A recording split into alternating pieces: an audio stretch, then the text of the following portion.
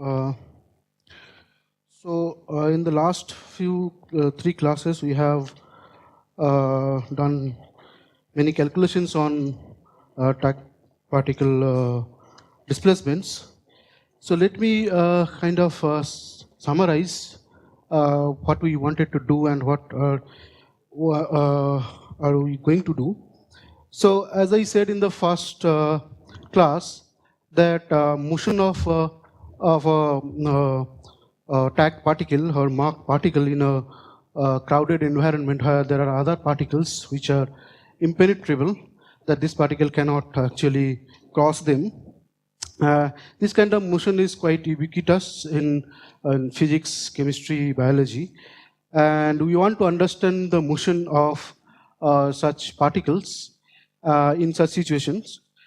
And as I mentioned, that if the time scales of this marked particle and other particles are very, very different, then you can adopt many phenomenological description like Langevin equations and others. But if they have the same, they are moving in the same time scale, then you need to solve the full interacting particle problems. And one of the common feature is that the motion of this attack particle will be restricted by the presence of other particles, which is quite obvious. And the effect of this restriction is strongest in one dimension, which is also pretty obvious that it's in 3 dimension, it will have many more ways to go out. And also, so that's why it's the most interesting features of this motion appears in one dimension. So we look at this motion in one dimension. And it's not only of academic interest, because there are some physical systems where you actually have motion of particles, of impenetrable particles in narrow channels, where you can actually use this kind of ideas, the kind of ideas we are trying to understand. And that's why we restricted ourselves into one-dimensional motions. And as I also said, that these particles are impenetrable, and in reality, this happens with the fact that they have very strong repulsive interaction at very short distances. So strong means like diverging repulsive interaction, so that in one dimension, if these particles you place them, as a result there will be a natural order. Then if you let it evolve, let this system evolve, let them evolve, this order never gets modified. This order is always preserved. The first particle will always be before the second particle will always be before the third particle. It's like that. Okay, so this is one of the common feature. However, in real systems, the repulsive interactions are quite complicated. For example, you have Reynolds interactions and all. So for example, you have this kind of interactions, right? Usually like this. Now suppose, imagine, so this is the separation between particles, and this is the interaction potential. And imagine that you have such kind of potential, so, and you have a system like this, then it's very hard to actually perform any analytical calculation in such systems. However, the question is, can one make simpler model systems which has all the essential features of these systems and would behave in the same way as in the large length and time scales? And that's why you can cook up many models.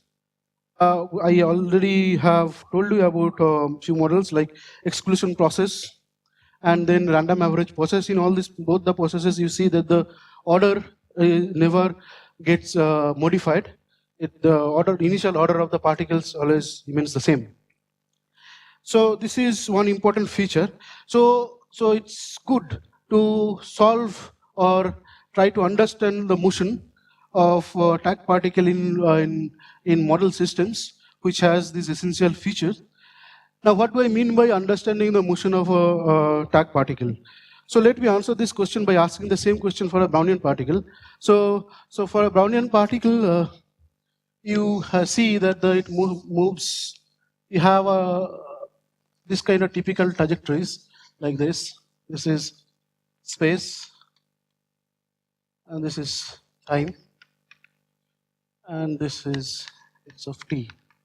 And to characterize this trajectory motion, you ask different kinds of, because these are stochastic trajectories, so you ask different kinds of questions associated with these trajectories.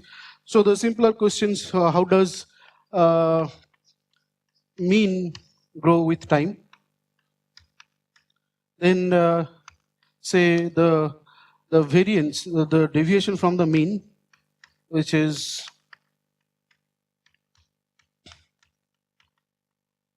how does this grow with time?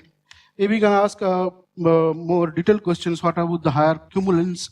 And in fact, you can try to ask what is the probability of finding this particle at some position y at time t. And you can also ask more complicated questions like two-time correlations and others. The probability of observing a particular trajectory. You can ask many questions. Similarly, you can ask the similar questions. That's how I meant by characterizing the motion of a TAC particle. So the TAC particle will also have such a trajectory. And one important feature is that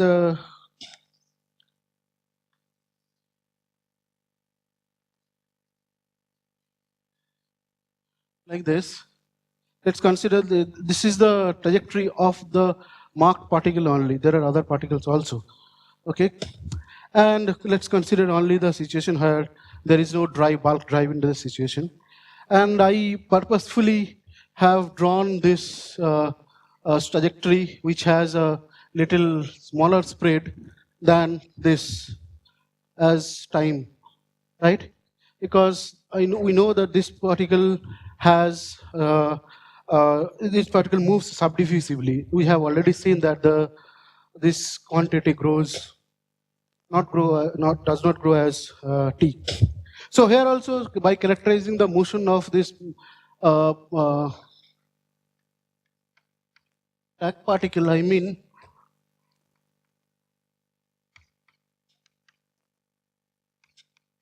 to ask this kind of questions, and also more detailed questions like the distribution of the position of the TAC particle at time t, these kind of questions. And you try to answer these questions in different simple model systems and see what kind of features are common and what different or what variety of features you can have in a TAC particle motion. So that's the kind of motivation for kind of doing this kind of calculations in different models. And also another motivation, in addition, the purpose of this course is to actually introduce you to different kinds of calculation, different types of calculation, so that you can actually start thinking about how to tackle in such problems in some slightly modified models, or you can actually cook up your models and try to start calculating things. So let me see what else I wanted to tell. Okay, so we have looked at two systems. I tried to answer this kind of questions in two systems, in exclusion process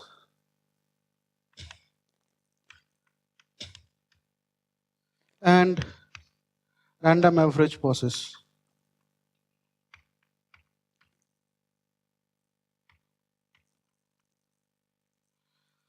And we looked at the mean and the variance in two cases, when there is no drive and when there is a bulk drive.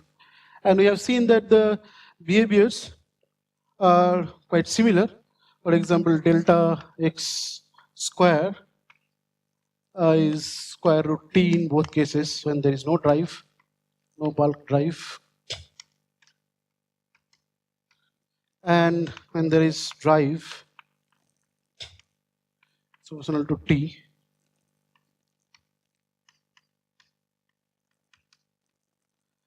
However, this doesn't mean that the stochastic motion of the TAC particles in these two systems are completely same. If you have just two random workers, then not. If you are looking at the one of them, then it's not. But if no, you need infinitely many random walkers to see this behavior. Otherwise, you have enough space for them to. So for example, if you look at the separation of this the particles, they'll also do Brownian motions, and the separation actually grows with time. So you just have 3 random walkers. I don't think you'll see this. Sorry. Yeah, so you'll see you have to increase number of particles so that it actually doesn't have enough space to move. So this subdiffusive behavior comes from the fact that that for a free Brownian walker, it has enough space to move. But for if this case, there are many other particles and it doesn't get enough space to move, because it has, if it has to move, then it will have to push a lot of particles, right? So that's why the motion becomes anomalously slow. That's the physical picture. Okay, so yes, as I was telling, even though this looks similar, but the motion of this tag particle in these two systems are quite different. One, it has been known for quite some time that there are quite interesting correlations in exclusion processes. For example, say in this case, at least, that we know that there are correlations or fluctuations which actually grow as t to the power 2/3, which is not present, for exclusion process in the bulk, in the driven case. There are fluctuations which grow as to the 2/3, which is not present in the random average process. And that comes from the fact that if you you can actually map this problem of tag particle motions to an interface, fluctuating interface growth model. And this fluctuating interface model becomes in the Kardar-Farisi's Hang University class. And there you will see usually have this kind of fluctuation, growth of the fluctuation. And this, if you translate into the tag particle language, this means that if you take 2 tag particles, suppose at time t equal to 0, you look at the position of n0 tag particle, and at time t, you look at the position of a tag particle where the tag level also changes. So tag level changes with linearly with some velocity times t. Okay, and by doing that, you can actually eliminate this kind of fluctuations and see that this also you have to subtract the drift part and look at this quantity. You'll see that this quantity will grow as t to the power 2/3, but this does not happen in the random average process. So there are important differences. I just wanted to mention. If I have time, I'll tell more in more detail about this. Okay, so so this means that these processes are quite different. Even though only this, if you look at only these 2 moments, then it looks similar. However, these random average processes are similar in some sense to Brownian motion problems. And as he has pointed out, so today we'll look at exactly that problem, not 3 random walker, but many random walkers.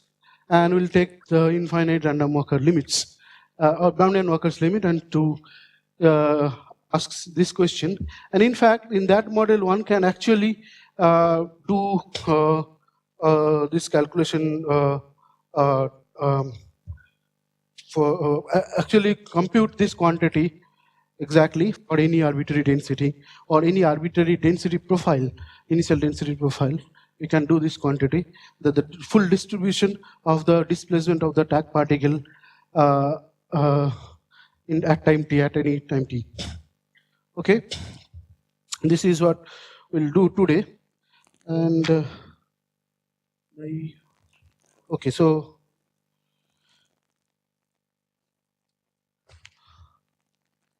let me try to do that.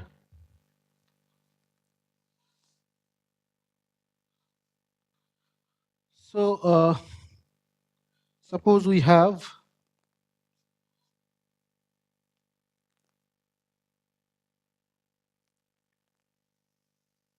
once again the Brownian workers, they are moving in one dimension, and they cannot cross each other in the sense that they reflect each other. Like this.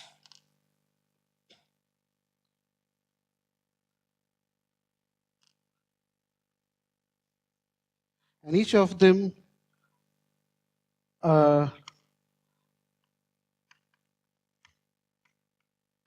satisfy this equation, and then eta i's are independent for different i's, and this is in white Gaussian noise. So you generate trajectories with this Brownian motion equation with the condition that whenever they meet, they reflect each other. Okay, and suppose you have 2n plus particle, 2n plus 1 number of particles. Okay, and suppose you put the 0th particle at the origin, and then label other particles like this.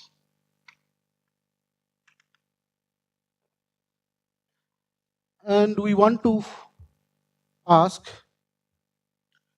this is the tag particle, suppose 0th particle is the tag particle, and let me,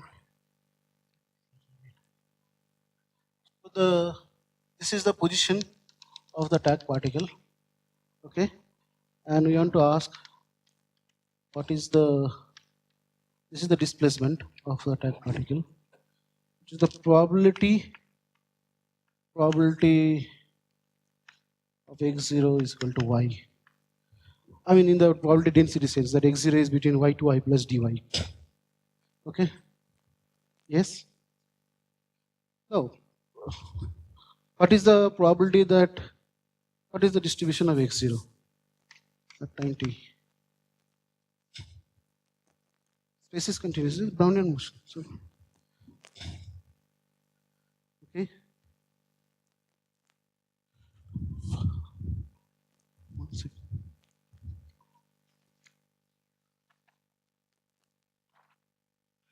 Let me put the right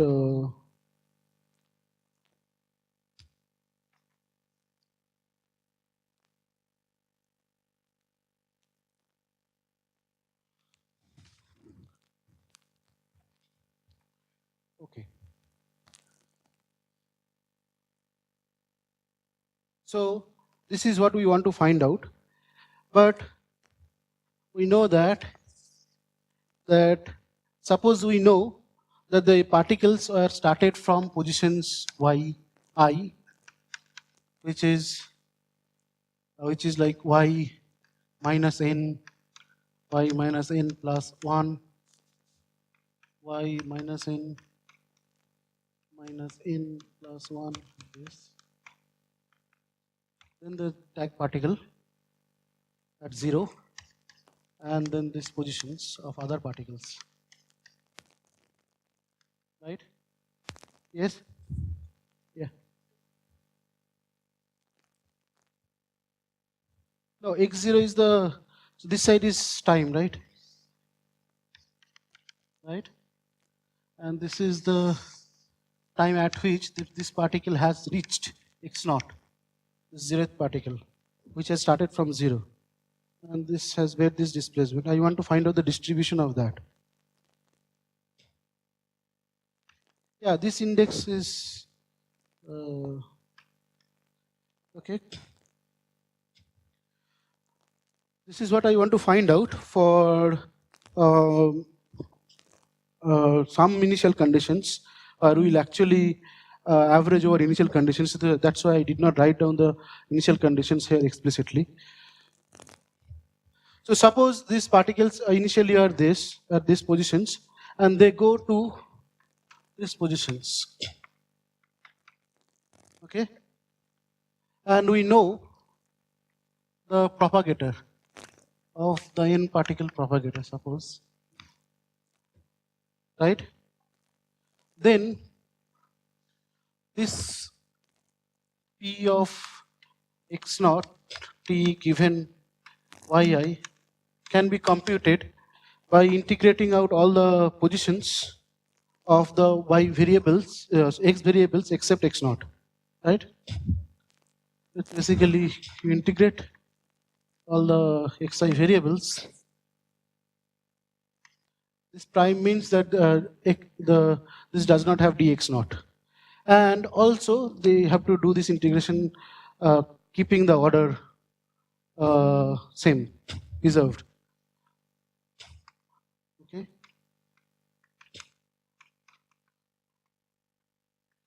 And that's how you can try to find out this quantity, and then take these initial conditions from some distributions, or and then you can average over the initial conditions. However, there is a interesting physical picture. Instead of going through these integrals, the physical picture through which you can actually compute this distribution. So let me tell you that. So to use that physical picture, let us first try to understand this property. That so we have, let's consider two particle system. Okay, and we have two situations. In one case, they are not interacting, and in one case, they are interacting. Suppose it's like that.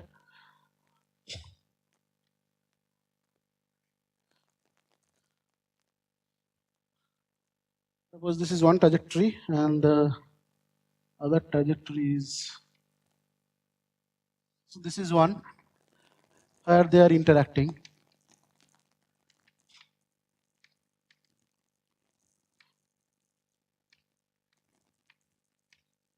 And they reach x1, x2. Okay. Now consider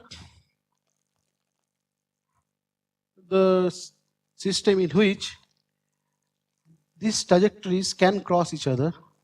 So I want to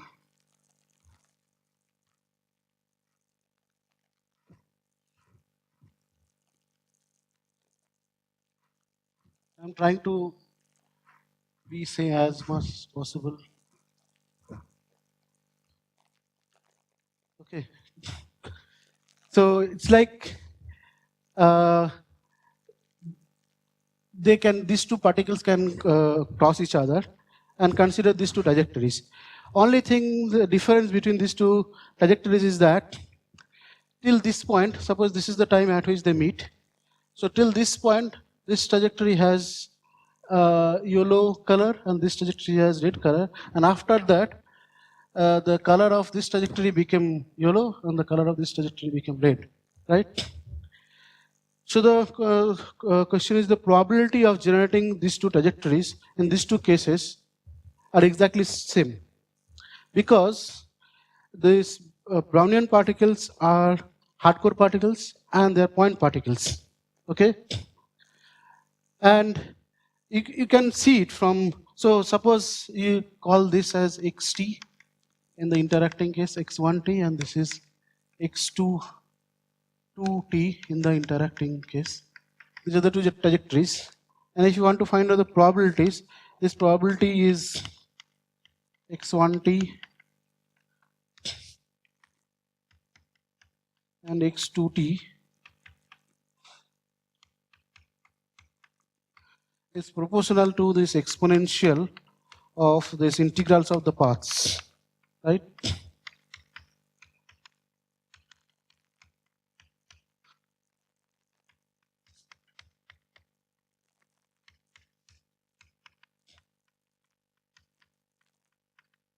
Right? It's proportional to this, because the hard point condition does not give any contribution to the probabilities. It just says that the order has to be same. So whenever you have an exchange, you can just interchange the labels so that you can preserve the order. So this is the probability of generating these two trajectories, particular trajectories. Now you can actually break these trajectories at this point, and you can make it 0 to, say this time is t1, okay, t0. So 0 to t0, and then t0 to t. Similarly here also 0 to t0 and t0 to t, right? And then since this is sum, you can add this part with this and this part with this, and it becomes this completely, right?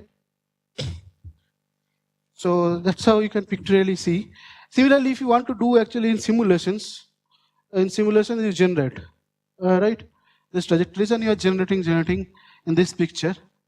And whenever you see that this particle is trying to cross this, then whatever you are calling 1, from that point you call it x2, and you just interchange the labels.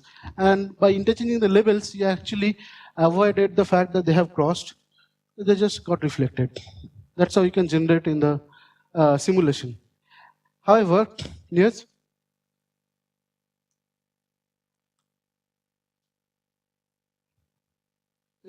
Yes. Yes, thank you. But still, yeah, thank you. But you can do this procedure, whatever I said, right? Yeah.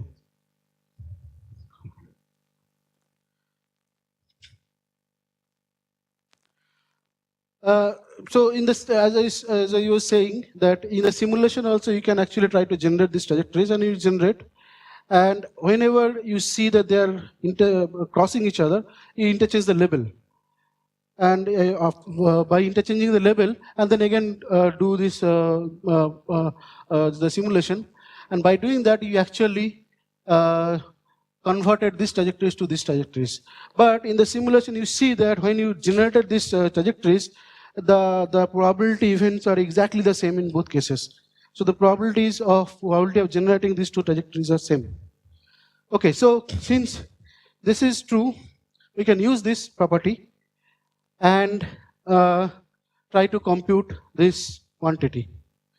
So suppose we have completely, we will completely work in this picture that they are non-interacting.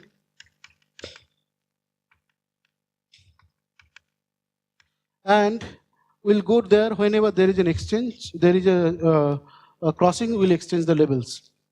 So now, in this picture, let me write down the probabilities. Probability that the zeroth particle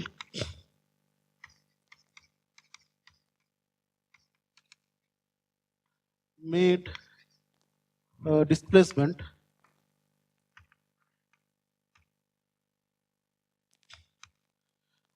x naught in time t, given that the particles started at yi, and here y0 is 0 because the particle start at 0th position. So this is the probability in the interacting picture. The reflecting work picture is same as the probability of the position. So suppose the position of the zeroth particle at time t equal to 0 is 0, right?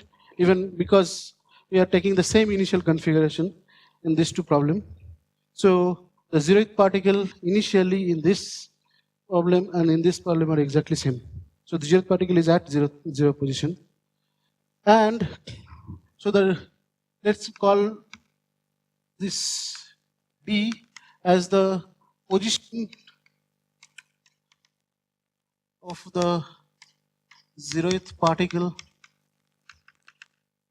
at t minus position of the zeroth particle at t equal to 0, given that the particle started at yi, and what is the probability that d equal to x naught in the non-interacting picture. Is this probability clear? See, because in this case, the whatever the zeroth particle was, some particle was the zeroth particle at t equal to 0, but it will not remain the zeroth particle at t, because they are crossing each other, right? So now, at some time, when you are looking at, they started from this kind of configuration.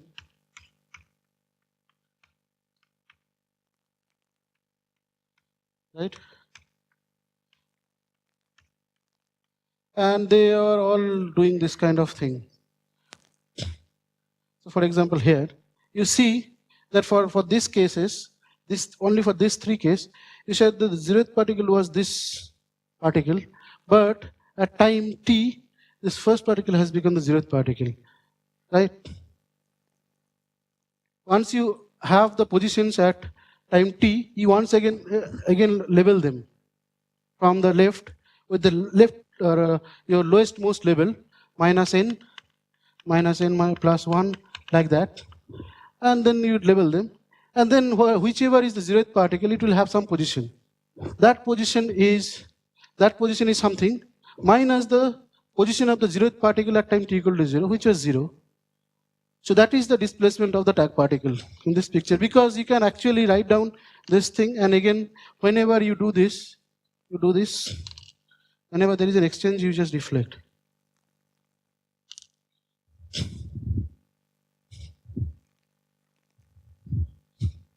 Right, and you can generate these trajectories. Clear? Yes? No, it's not. I just wanted to say that this is equal to, this full thing is equal to x naught. Probability that this d equal to x naught, given the particles had started their positions at these positions. So these two statements.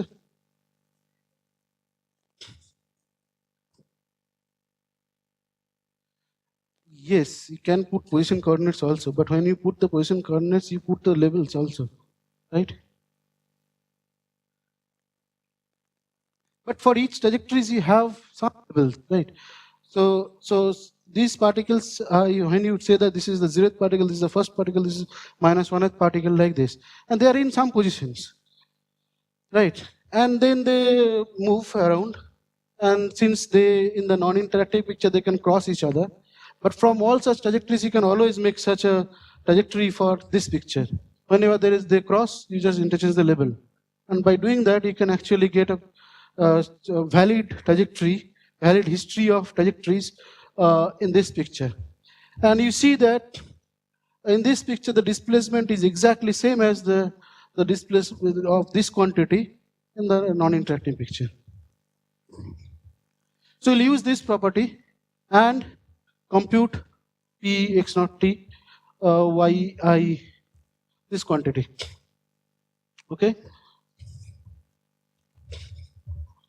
Huh?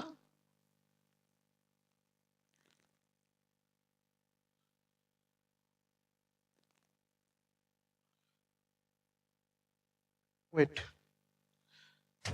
How do I say? Let me draw this picture once again.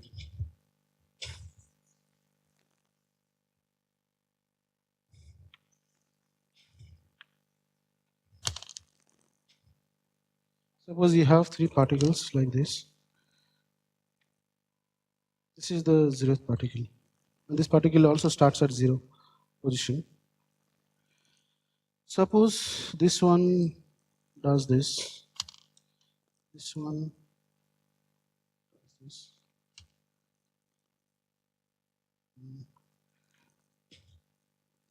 This one does this. Okay? And this was position x minus 1, x0. X0 is, sorry. y minus 1, y0 equal to 0. Okay, and they have reached position x minus 1, x0, x1, right? Now consider this displacement.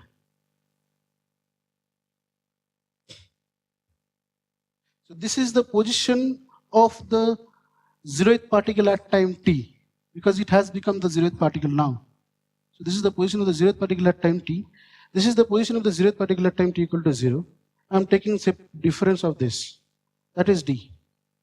Now if you say that if you do this and interchange the label, then you can see that this trajectory can be made like this. This is one.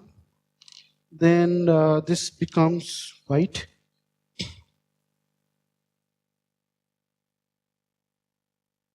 And this becomes blue. Right? And this is exactly that displacement made by the tag particle in the interacting picture. So this is just this. And since the trajectories, probabilities of these trajectories are same, so these two quantities probability will also be same. Now here we will use them that they are completely independent particles. They can cross each other. And since we can take them that they can cross each other, then we can do more calculations, and easily compute this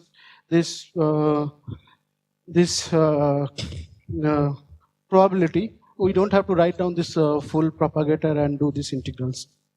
Okay. Okay, so we'll use this property to compute this. And we assume that y naught is always 0. Okay. So this probability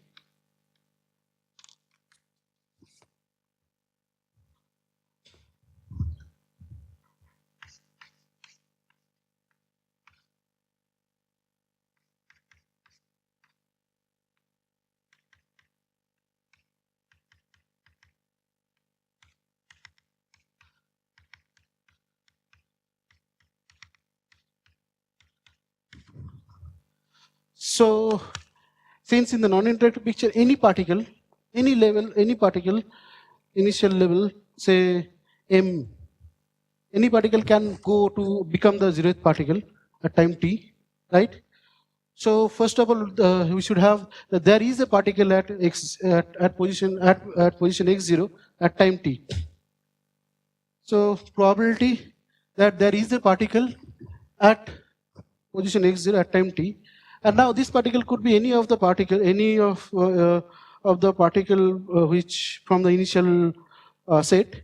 Say the mth particle, which was the mth particle at t equal to 0, reaches and becomes reaches x naught. Suppose mth particle at t equal to 0 reaches x naught at time t. So the propagator, this is the single particle propagator, which reaches x naught at time t from position ym, because the mth particle was at position ym. Okay. Now we have to say that since this particle to be the 0th particle at time t equal to 0, this mth particle to be the 0th particle at time t equal to 0, we should also multiply the probability that there are exactly n particles on the left of x0 and exactly n particles on the right of x0, right? And that makes this particle the 0th particle at time t. Because I said that there are 2n plus 1 particle. One particle has reached x0, and then there are n particles on the left x0, and there are n particles on the right of x0. So if you have, even if you do the order, there are n particles on the left of x naught and n particles on the right of x naught. So this particle is the middle particle, right? And this mth particle could be anything. So any one of the 2n plus 1 workers. So this is the probability, right? Right.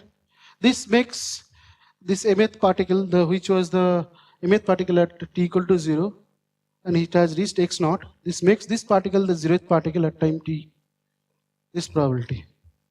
So now we have to compute this probability. We have to compute two probabilities. So before that, let me write down the propagator. So the propagator, these are Brownian propagators, right? So these are just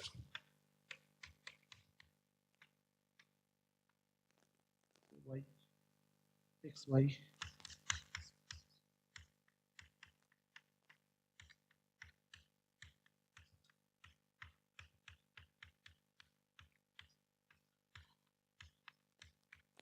Okay. However, I will write this propagator in this form, scaling form, so that whatever you can also use this calculation for other types of propagator which has this scaling form. And if you see that in this case, for this particular case, sigma t is 2 over 4 dt. Okay. Now to compute this probability, we have to compute these two probabilities. Probability, let me first define.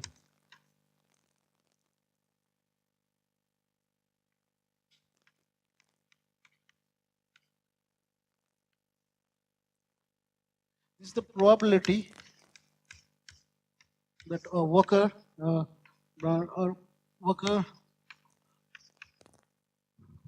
starting from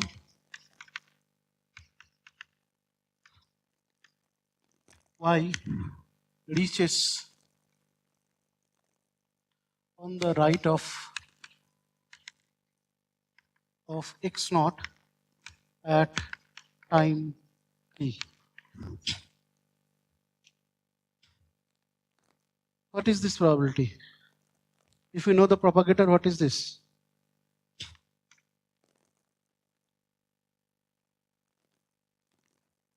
This says that this is x naught. At time t, mth particle, so suppose this is the mth particle which has reached there, and then there are other particles also. So exactly n of them have to go there, and exactly m of them have to go there, right? Now for that thing, I just ask, what is the probability that this is x naught, a particle starting from position y, what is the probability that it goes, say, on the right of y, x naught? What is the probability? Yes? Yes, so this is basically, you integrate the final positions, say d x g x t y, this is the probability with which it reaches x starting from y in time t, and you integrate all the positions above x naught, right? And if you use this scaling form, then you can show that this g plus minus will also, g plus will have a scaling form which is g plus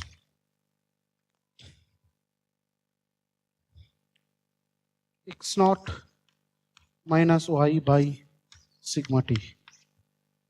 You can use that, you can see that. So let's put it.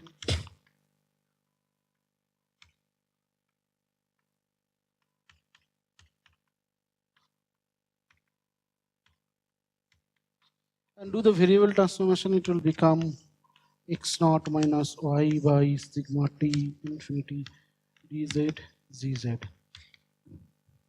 and this is a function of x naught minus y by. Similarly, you can define G minus. G minus is the probability that a worker starting from y reaches on the left of this thing, and that will be basically minus infinity to x, right? So let me write it here once again.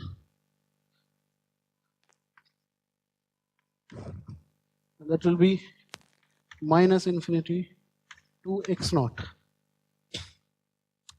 And this will also have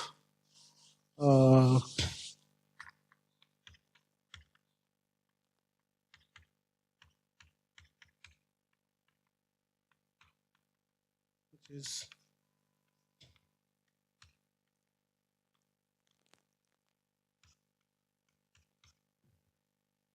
yes. No, in one dimension. Yes, because you see it's pretty obvious that you can in other dimension you anyway do not preserve order. How do you order? What is the order? How do you order particles? So it's more difficult. So and in higher dimensions, you for Brownian particles, usually in higher dimensions, the hydrodynamics works. So you can write down hydrodynamics. But in higher dimensions, Abhishek, you have any idea how this do in higher dimension? You don't get subdiffusion. So, but in 2 dimension, you can get some correction, some logarithmic behavior. But using hydrodynamics, I don't think you have. Yeah. Okay. So this means that there are n particles on the left of x naught, there are n particles on the right of x naught, and we know for a particle to the probability of a particle to go to the left of x naught and to go to the right of x naught, right? So that means we'll have terms like this: g plus x naught t. For the time being, I'm writing g plus, but later I'll use these scaling forms to simplify the problem. Let me write this as a capital G. So there will be terms like this: yk. Suppose kth particle goes this, then some other particles will go, say, yl, like this, right? And there are 2n terms, right? Because one particle has this there, so it has to be that in the 2n particles go somewhere, either left to the right, left to the x naught, or right of the x naught, right? So so for each k, so yk means the kth particle, initially kth particle. For each k, let me assign a variable epsilon k. If epsilon k is +1, that means that particular particle has reached the right of x naught, and if it is -1, that means that particular particle has reached the left of x naught. Okay. So this means that the initial kth particle has reached greater than x naught and less than x naught at t.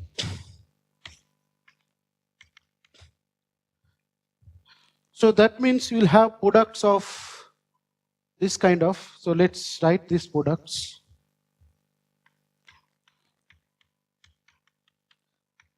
But this product doesn't have the mth particle because mth particle has gone there. So this particle doesn't have this. Now, if I do sum over all possible choices of epsilon k, so epsilon minus n equal to ±1,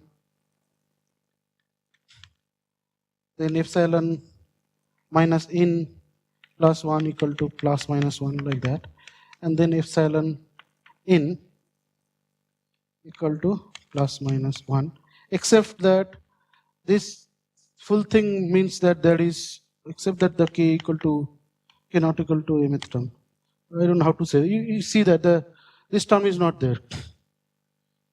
There is no epsilon m sum because the mth particle has reached there. Okay, so now this will be, we have to, I'm erasing this part. But this doesn't condition this thing. You have to condition in the fact that there are n particles. So see if there are n particles, so from out of this set of epsilon case, epsilon minus n plus 1, epsilon minus 1, epsilon 0, then epsilon m minus 1, then epsilon m plus 1, epsilon n. Out of this set, exactly n of epsilons have to have plus 1 values, and exactly n of the epsilons have to have minus 1 values, right? Then only exactly n have gone to the right of x naught, and exactly n of them have gone to the left of x naught. Is it clear? Yes. So we put that condition. So we put a condition that sum over epsilon k equal to minus n to n, k not equal to m, epsilon k have to be 0. Because there are 2n epsilons in this sum. So this is the total probability, this times this. I'm using this part.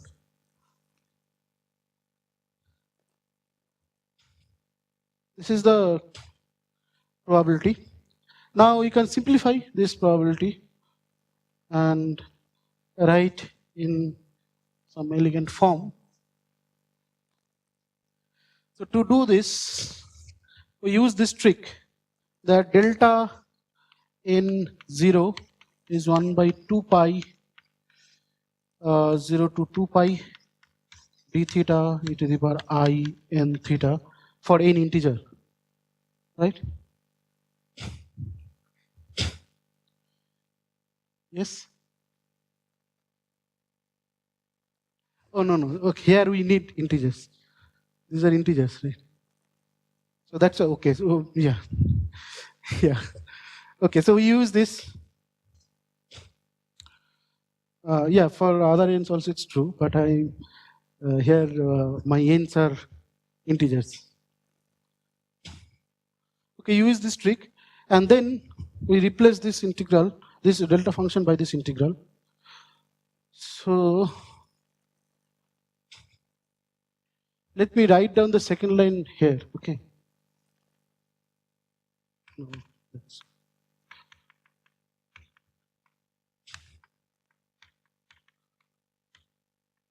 I'll write it here.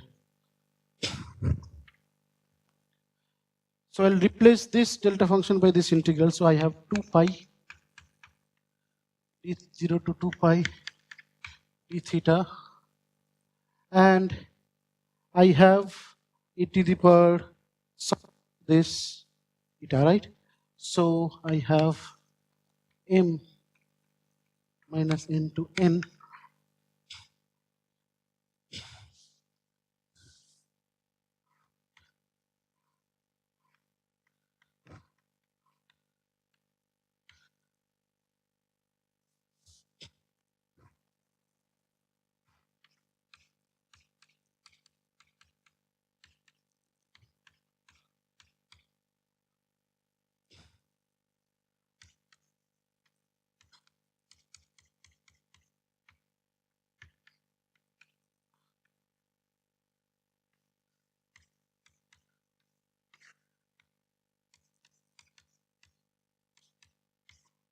right? I just rewrote that expression. And this is also product of these summations. I took them inside this product. And k equal to m particle is not there. So you can perform this sum. Basically, can I erase this part and simplify?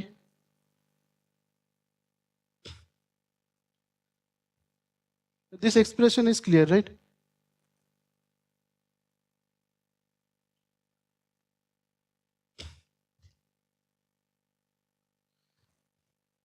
Okay, so you just do put value +1 and -1. So the +1 value is theta g plus, and it's given minus I theta g minus of x naught p yk, right? So this is the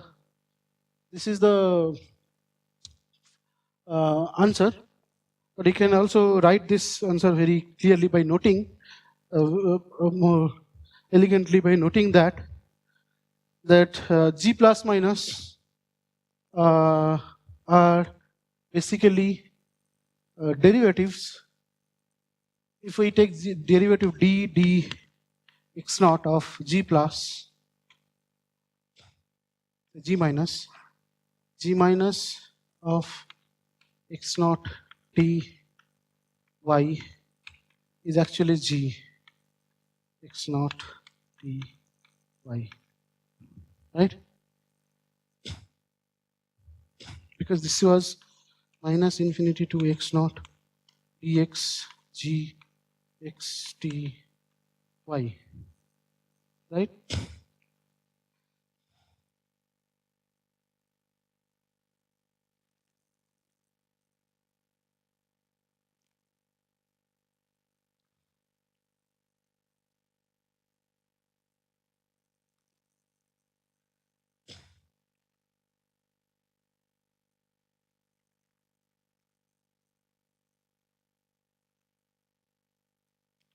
So you can use this trick, and similarly minus d x naught of g plus x naught t y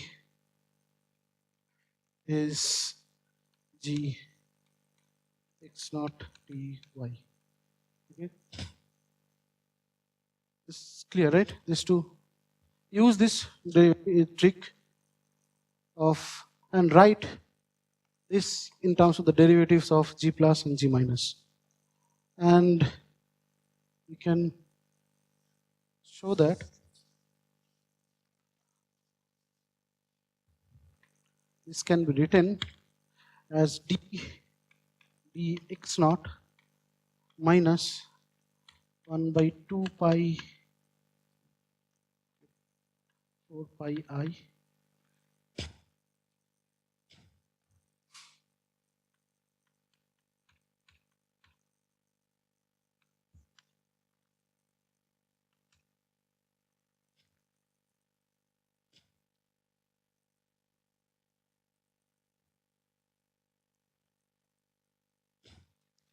second. Actually, something a different expression is written in my note, but I think you can prove it also by taking theta to theta by 2 expressions, and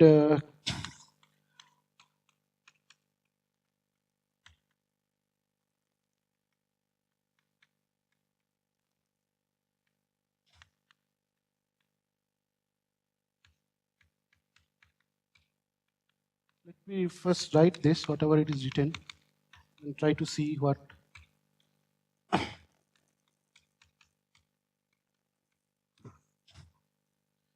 Of course, at least this much you can see that if you can get theta and sine theta, right?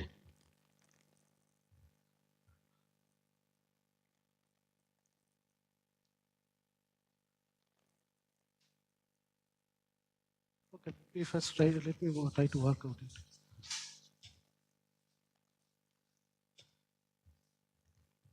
So this will give you 1 by 2 pi 0 to 2 pi d theta, and then I take out the full product equal to minus n to n of this e to the power I theta g plus e to the power minus I theta g minus, and then write k m equal to minus n to n g x naught t y m by the power I theta g plus x naught t y m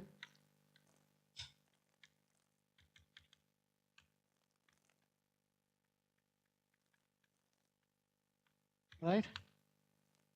That we can do.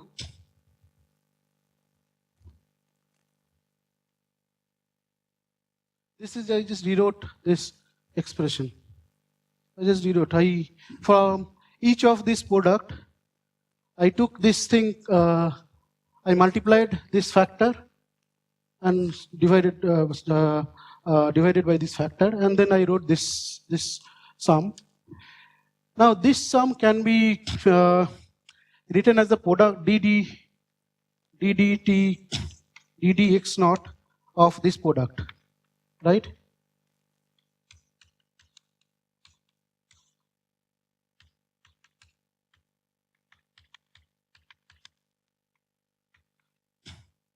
If you do this, you can write down this as a dd.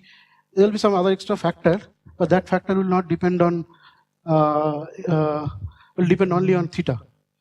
So if you take this, the sum product of derivative of the products, so you'll take derivatives of each of these terms. So there will be n such 2n plus 1 such terms, and in on 2n plus 1 such terms, one of the indices are not there because that has been taken derivative. You have taken the derivative, and that will give you this factor. Okay, and if you do this, right now I do not see how do you simplify, but let me write down the expression. It turns out that you can write down this.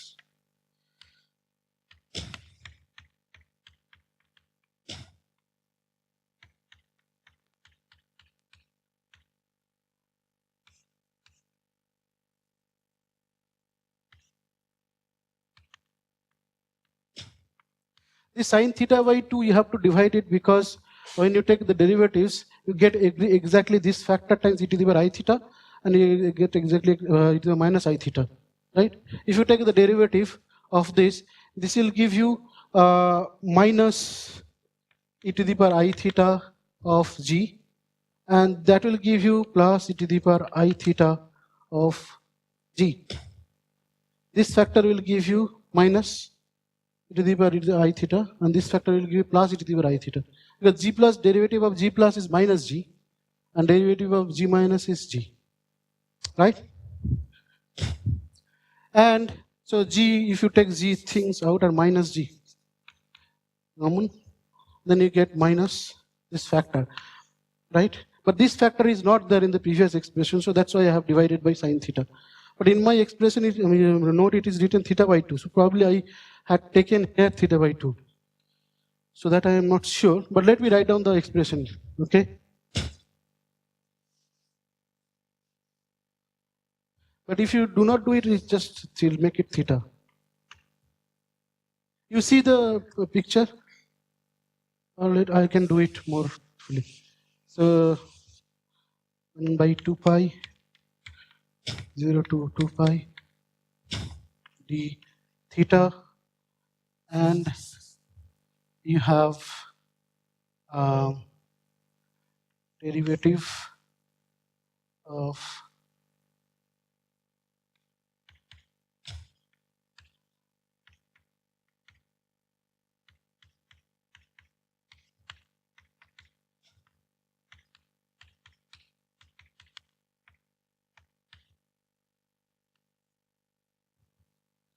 and if I take the derivative of this, it will give you this times e to the power I theta minus g e to the power I theta minus e to the power minus I theta, right?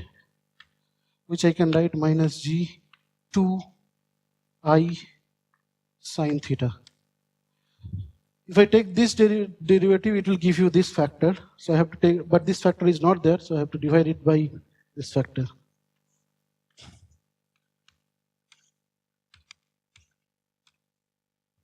So this gives me 1 by d dx naught of minus, and we have this 2 pi and this 2i.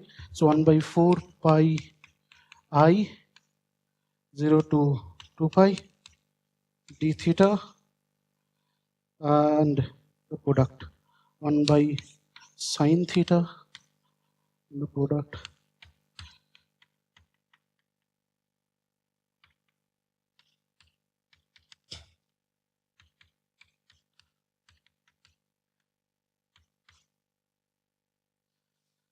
This is clear, right? There is no confusion, at least this expression is clear. Okay, so let me write down this arguments also explicitly. X naught t yk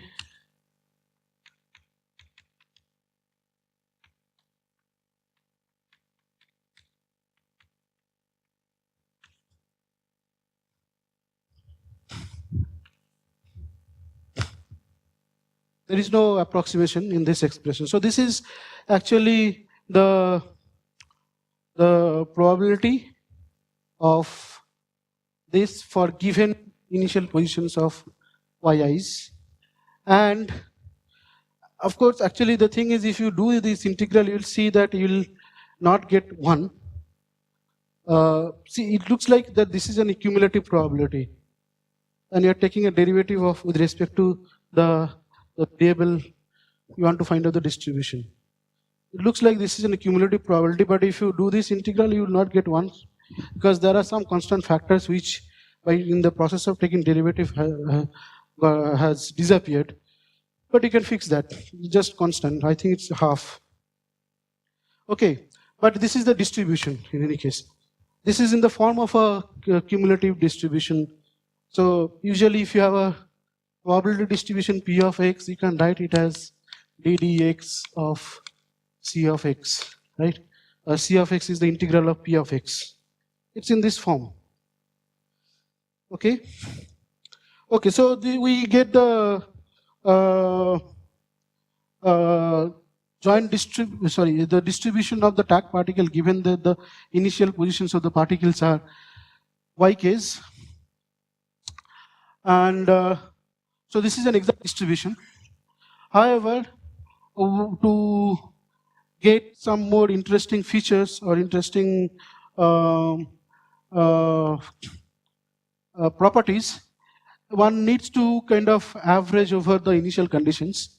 So there are 2 types of initial conditions you can take, and people usually take. One is called quenched, in which the particles' positions are initially fixed and they are given by some function of k, L and n. Suppose L I have introduced for the first time here, this lecture. So you can initially think that, initially the particles have been put within this box, 2n plus 1 particles. That doesn't mean that they have to move within the box. They can just go anywhere. I'm just saying that the initial positions I am taking within this, and then I can take L going to infinite limit, n going to infinite limit to get an consistent continuum limit. Okay? So one of the example is, say, k L by 2n plus 1 for k equal to minus 2, minus 1, 0, 1, 2, like this. And if you take L going to infinite limit, n going to infinite limit, it will be a constant uniform density, this thing. Now, we want to take such a limit, and in that limit, you can show that this kind of products, how do you write down this kind of products under this, in this limit? So suppose you have a product like this of f of some k, yk. Okay, this you can write as e power sum k log f of yk, right? And we know that this f of yks have this kind of scaling forms, right? So let me write it more precisely. Let's say these are functions of x naught minus yk by sigma t, like this kind of sums. And if you do, you can convert this sums to integral if you were taking sigma t out and make it integral of dy log of f of x minus y y is an integral variable which is minus infinity to something. We'll do it for separately for the left of the tag particle and the right of the tag particle will be different.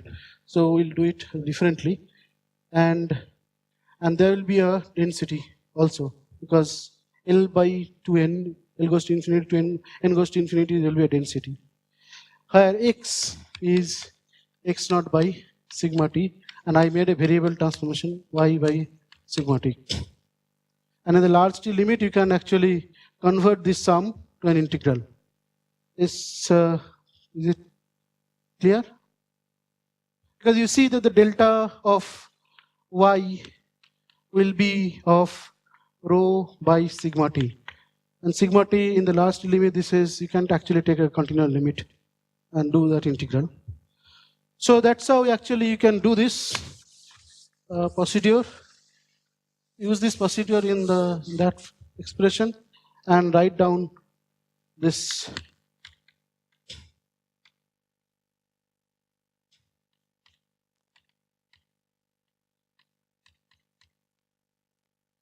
And it will be exponential of integral minus infinity to 0. And you can put different densities also. So for the time being, let me just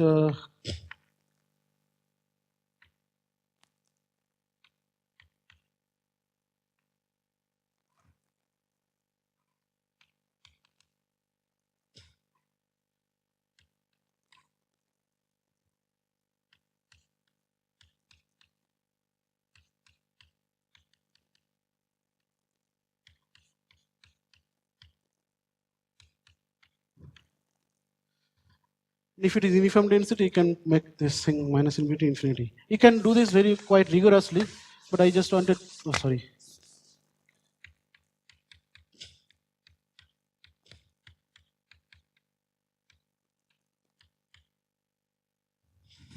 Okay.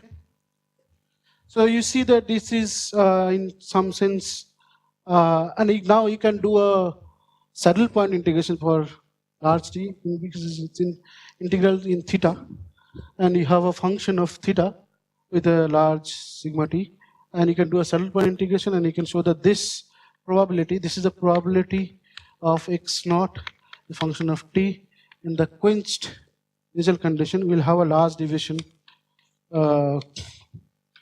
form. M of x naught, capital X naught, which is x naught by sigma t. It will have this form. Okay. Similarly, you can do other initial configurations as well. One such initial configuration we have already seen in the second class. It's called the Anealed initial configuration, where these positions, yi variables, are chosen from some distribution. And say one of the simplest cases is uniform distribution, so that you are choosing them from a state where you have some constant density. And these positions, basically, you are choosing them from this distribution. So yi variables are random variables.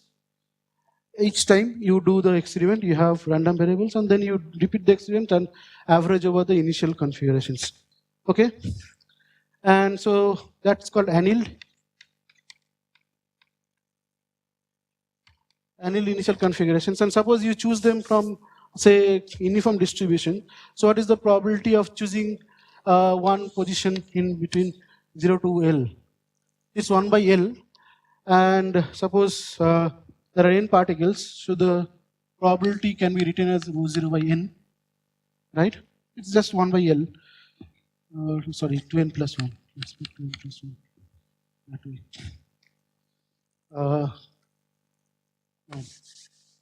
Let me, because here we are doing it for minus L by 2 to L by 2. And this is the initial position of the tag particle. This side n particle, this side n particle. So let's do it like this way, that rho 0 by n. You can call this side rho plus, this side rho minus, but for the time being, let's take rho plus is equal to rho minus, equal to rho minus, equal to rho naught. So rho naught by L. By this probability, you choose one particle, positions of one particles, let's say here, and then you choose in such points, and there will be in such factors. And what is the probability of choosing one particular ordered configuration? It's basically this power n, and then n factorial, and with the condition that yi plus 1 is greater than yi, right? With this probability, so this is the probability. Okay, let me write it.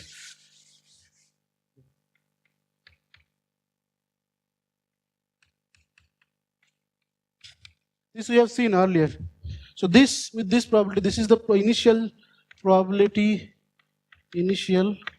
of choosing yi such that y minus n plus 1 is then y1.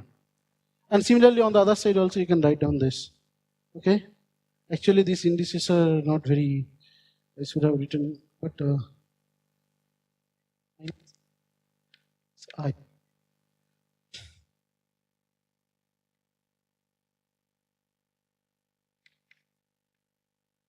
think it's like that. Sorry? -1, yeah. I'm choosing them in the left hand side. On the other, similarly, I'll do it for the other side as well. But suppose you have such a distribution, and then you want to do average of this kind of quantities over such a distribution. Let me write this.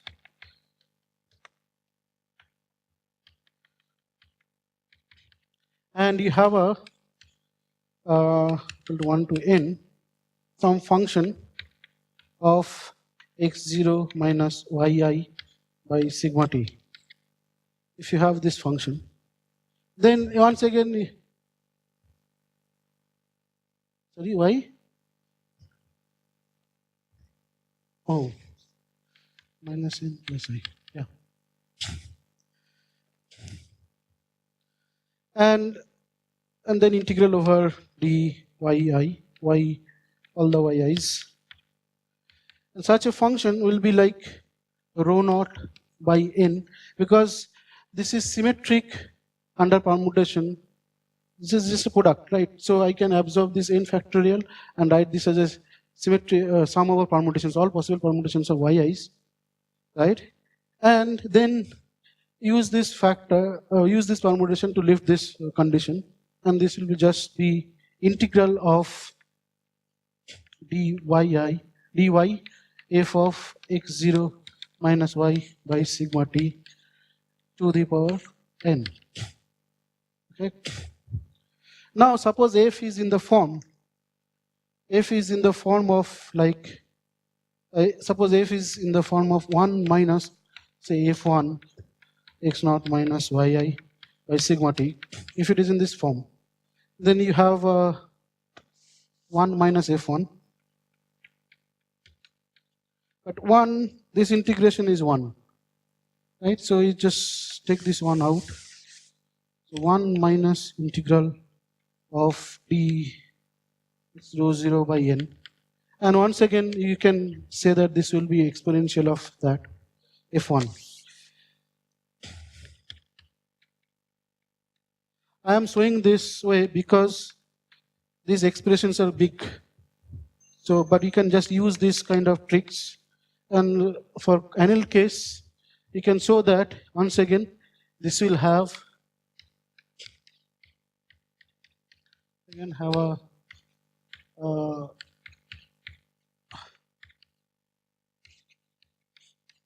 last division behavior. Okay, and yes.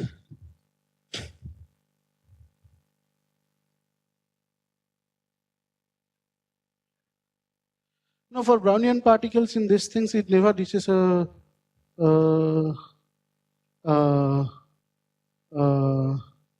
no, yes, but in one case I am doing it from Quenched initial configuration, I'm doing it for large T.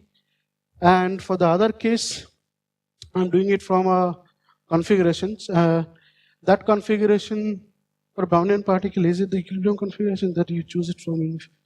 It's in the finite box, but if you take the limits, that time to reach that also is infinity, right? So it's actually, it will always depend on the, because I'm taking the system size in going to infinite limit first, and then T going to infinite limit, right?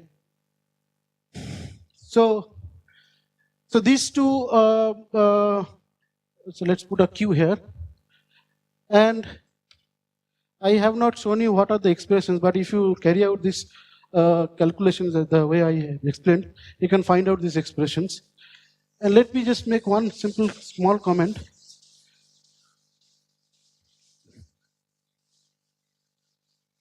For the Anealed case, M xi, I'm calling this variable as xi, okay? This is proportional to mod xi.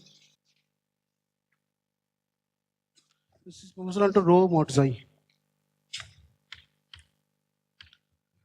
And on the other hand, for the Quenched case, it's rho by T, the Q for large psi. Now you see that for Brownian particles also, if you just have one single Brownian particle, and the displacement is also can be written in this form, which is e to the power minus sigma T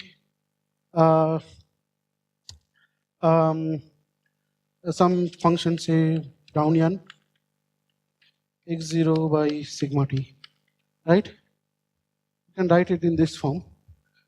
And this function is M Brownian xi. Brownian xi is xi square, right? It's xi square throughout. It's just Gaussian, right? So e to the power minus xi square. So you see that they are different from the, even though in some cases it may look like this, but the tails of the large deviation tails, the probability tails are quite different in these cases. And another small comment is that one can actually understand these behaviors very simply from some arguments by Derrida and Trideep Sadhu. This thing comes from the fact, so this means the probability, what is the probability that the displacement of the tag particle is very large, and which kind of events will contribute to that in the Anealed case. So let's say in the Anealed case, which kinds of event will contribute to that in such a event.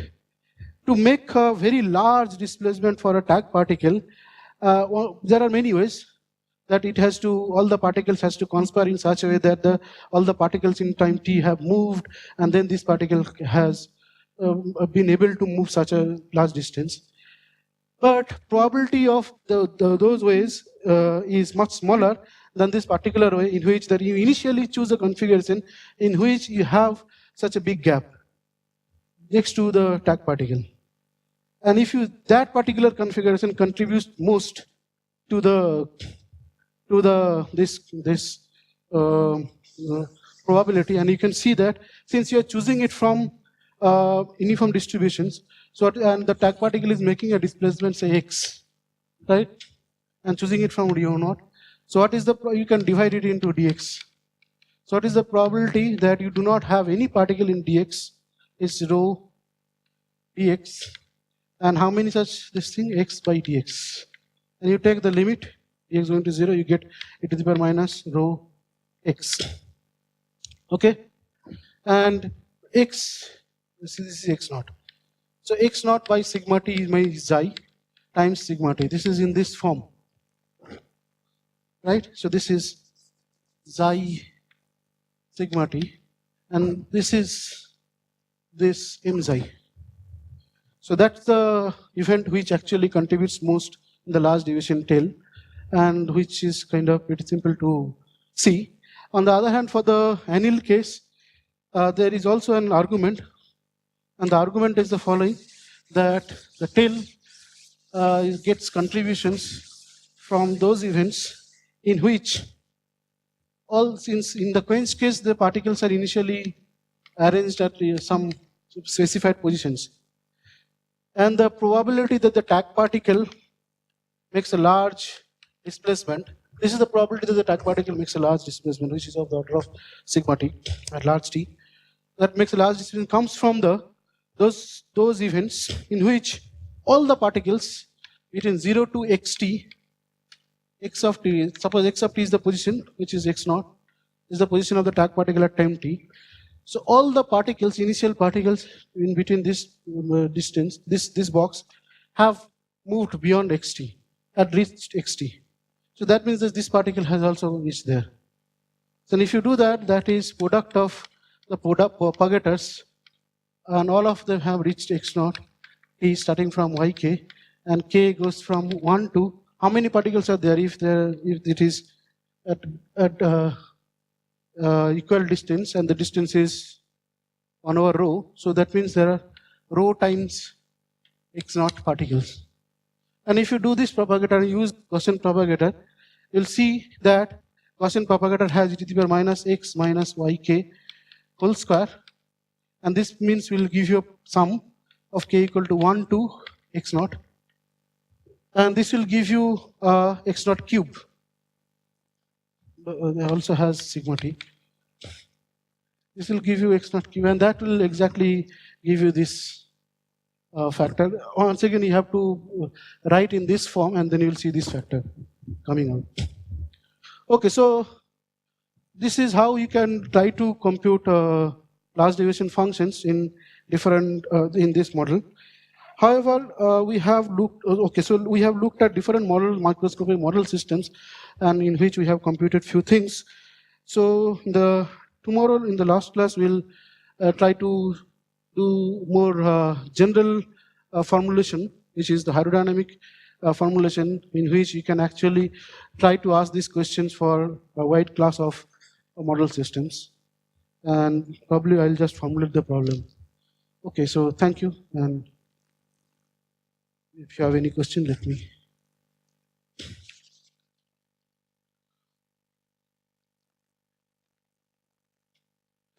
The Quenched case is that you start from specified positions, and you start always, you do your experiments from that configuration always. Anealed case, in the literature is called Anealed. Anealed case is you choose your initial configuration from a distribution, and then you evolve. Whenever you repeat your experiment, you choose your initial configuration and then you evolve. So uniform means on an average, the particles, so the average positions, initial positions of the particles will be at equal distances. That means the uniform distribution in Anealed case. But uniform distribution in Quenched case means that you always start the particles at equal distances from these fixed positions.